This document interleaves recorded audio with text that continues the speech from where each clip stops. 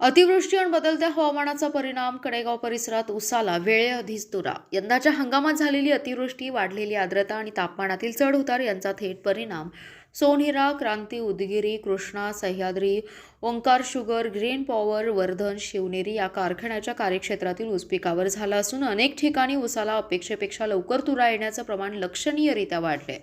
August ते October दरम्यान झालेला मुसळधार पाऊस आणि पुरेसा प्रकाश कालामुळे ऊसामध्ये फुलकळी तयार होऊन तुरा येण्याची प्रक्रिया वेगाने घडल्याचं चित्र आहे. वेळेआधीच तुरा आल्याने कडेगाव परिसरात ऊसाच्या टनेजमध्ये घट झाली आहे.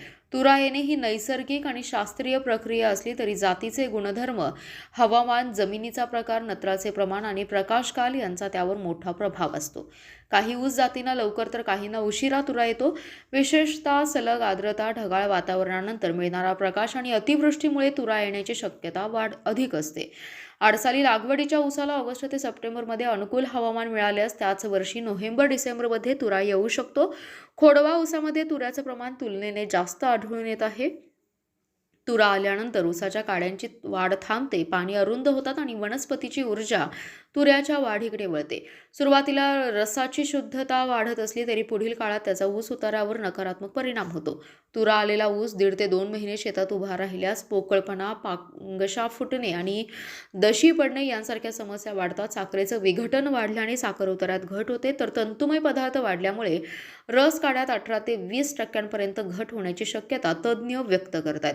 या पार्श्वभूमीवर शेतकऱ्यांनी तुरा येण्याच्या काळात पाण्याच्या पातळीतील अंतर वाढवणे, नत्राचे संतुलन व्यवस्थापन करणे तसेच निंबोळी पेंडीचा वापर केल्यास तुऱ्याचं प्रमाण काही अंशी कमी होण्यास मदत होते, असा सल्ला दिला जातोय.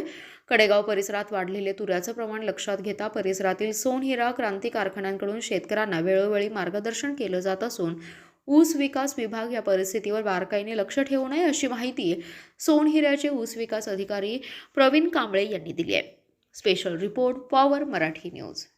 पुन्हा भेटूया अशाच आणखी एका खास बातमीसोबत. आपला जिल्हा, आपली पॉवर, पॉवर मराठी न्यूज. एकच नजर, चौफेर खबर. मित्रांनो, व्हिडिओ आवडला असेल तर लाईक, शेअर, सबस्क्राईब करायला विसरू नका.